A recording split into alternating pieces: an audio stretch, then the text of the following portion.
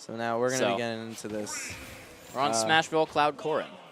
This is a pretty good first stage, I would say, for Ralphie, because when Corrin does her kicks, right, because the stage is so small, she's kind of always off stage.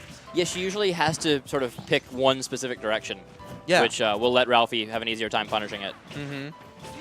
Also, I don't think Cloud has a bad stage other than FD, and I've never seen Ralphie not ban FD, so... Yeah, no. Not that it's particularly awful, it's just that it's less amazing for Cloud. Yeah, that's pretty much and it. And he's never going to let someone have it anyway. There's some characters who don't care about the stages. Cloud's definitely one of them. But like I said, I'm curious as to where all the striking happened to where we're starting on Smashville. I mean, I know it's a comfort stage for, like, the community, but, like, if you're Corrin, I feel like you might not want to go here. I think Corrin would probably ban, well, first of all, Lilat, because Cloud's really good on Lilat, and Corrin's shaky. Yeah. But I would probably ban Battlefield against Ralphie especially. Yeah, that's a Cloud Ralphie's thing. really good on Battlefields, and it's very frustrating to fight him when you can't find him on those platforms. But, you know, even though all the negativity I've been saying about the stage for Arhungry, he actually took the first stock. Yeah, he's playing really well right now. And getting some down tilt strings right here, and getting a pretty good lead on Ralphie. I think it's really interesting because, like, I feel that Arhungry is actually a pretty collected player where, like, he sticks to his game plan.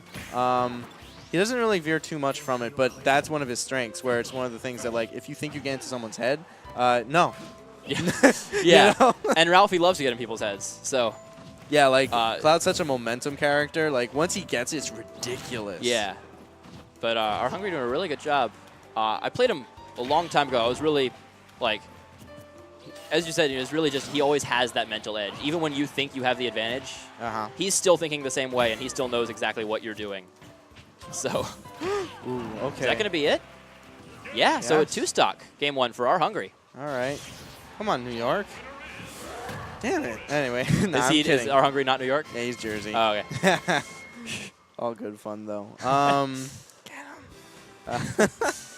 Yeah, really solid game 1. You know, he stayed patient there on that second stock. He waited for Ralphie to come to him, and Ralphie did not stay away and charge limit. Something that I really liked about this in-between right there is just saw that Ralphie kind of took a deep breath and just kind of reset. So I would not be surprised if we see that reflect now, because we're going back to the we're going back to Smashville. Again, you know, I think Ralphie would agree that it's like, okay, Smashville is a pretty good stage for me because, 1, I have the platform where I can charge, and 2, what I said earlier about, like, Corrin just having to kick off stage most of the time. I don't think it's a great stage for Corrin, although, again, I don't think she cares that much. And, you know, and I would guess Battlefield was banned. Keeping the variables the same, you know, is always a really good thing because, like, you're like, all right, if you're not going to change, I'll keep everything the same and I'll change.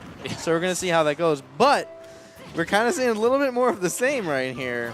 Yeah, Arhungry looking really solid, especially just in the neutral. Spacing around Ralphie, which is not easy to do against Cloud. Oh, but up air. I mean, you're going to hit hard right there. Got to remember, guys, I know his up air looks like a platform and you want to land on it, but the platform hurts does you. Look like a platform. Yes. That is true. It's like, you want a platform that hurts? That was a really good F smash by Arhungry there, forcing Ralphie to burn limit. If he didn't air dodge, I think he actually could have magnet hands. That's not a verb, but you get the idea. Yeah, but then that could have led to, like, a very scary 2-frame. And we're like, no. Oh, definitely. Yeah. So he had to air dodge through it. Has to burn the limit, and now Arhungry, he gets down smashed. Really nice positioning by Ralphie. He was kind of heading towards the ledge, making Arhungry think that he was going to act on something immediately, but instead just landed and charged down smash, catching the roll and ending his stock right there. So now we're seeing a bit of a repeat of game 1, but in the opposite, where now they're at kind of a highish %, but this time Ralphie taking the stock. And here's some up air strings. That was a really well-spaced counter, actually, drifting off stage so it was harder to punish. And a really good up B past ledge there. It's always a good mix-up, especially when you have, like, such a large up B like Corrin's, that, like, when you hold down at the ledge, oh my god, the hitbox is just everywhere. Yeah, the hitbox is massive. Ooh, wow. Oh, man, that was close. Wow. And a good back air to close out the stock, so we are not going to see a 2-stock. And Arhungry showed how quickly he can take an entire stock in the last game. Yeah, Corrin has I would say more as a decent, solid damage output. Oh, certainly. You know, he gets one of those down tilt strings or a forward air into forward air nair combo or something. Yeah. He's got the ability to make up this % pretty quickly, but Cloud with a lead, super scary. He gets the falling nair, forward air there, but not able to get anything past that. And still a pretty significant advantage for Ralphie, and now has limit. Yeah, I was going to say, as Arhungry is like building a little bit of damage, trying to seal that gap. Just limit popping out is definitely going to throw a little wrench in him. In his plans. I think he could have punished that with the insta-pin there. Although it is Cloud, so not sure. Okay. Gets a solid jab 1, 2, 3 there. He's trying to get the little bits of extra percent. Corrin has that early kill capability. Oh. Yeah. And that's what you're talking about. You know, he couldn't jump toward the left, to the right out of that kick. Oh, that's going to take the stock. Wow. But you know, you were talking about how Corrin really has to pin, kick one way out of the pin or she ends up off stage. Right there, he couldn't kick towards Ralphie because he was ready in shields. And he couldn't really go the other way because he was right next to the edge of the stage. So he's forced to jump out of it, and then you're in the air against Cloud, and that's quite possibly the worst place to be in Smash 4. Plus, and as Corrin, you know, when you jump out of pin, you don't have pin. Exactly. You have to land. Yeah, you don't have pin as a mix-up. It's really, are they going to down air or not? Yeah. And Cloud can just wait to see which one and then up air it either way. So we're having an all Smashville stage. Oh, black Corrin. Now we mean it. I like it. The edge is on. This and pink one are top tier, in my opinion.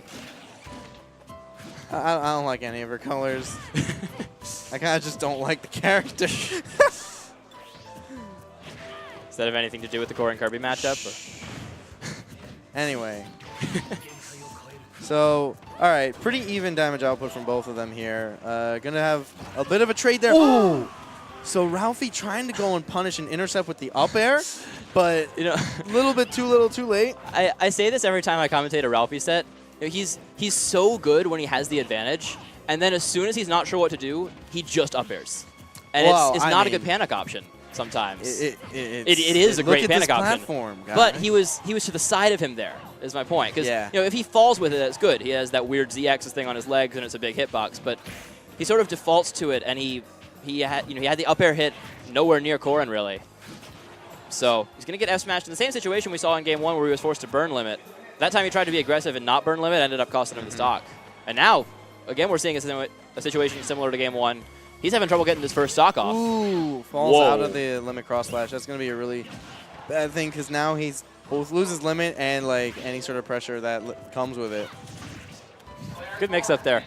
Corrin's down air is a pretty good mix up, just if you use it every now and then. Yeah, it also has a doesn't have very high cooldown at all. So. It has less lag than you'd expect, and if they go for a really hard punish, like something more than just a grab, you can often bait them out with down air and then land with counter.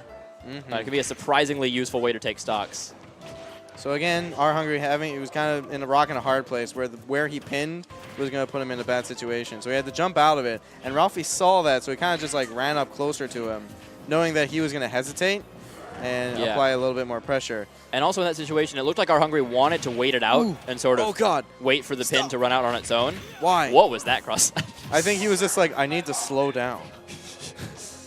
Ooh! Oh, the air dodge read, but Corrin still has his jump. That's the really uppy hit, situation. and the up air into up air frame trap. Great set from Arhungry there, and he takes down Ralphie. Yeah, really. Oh.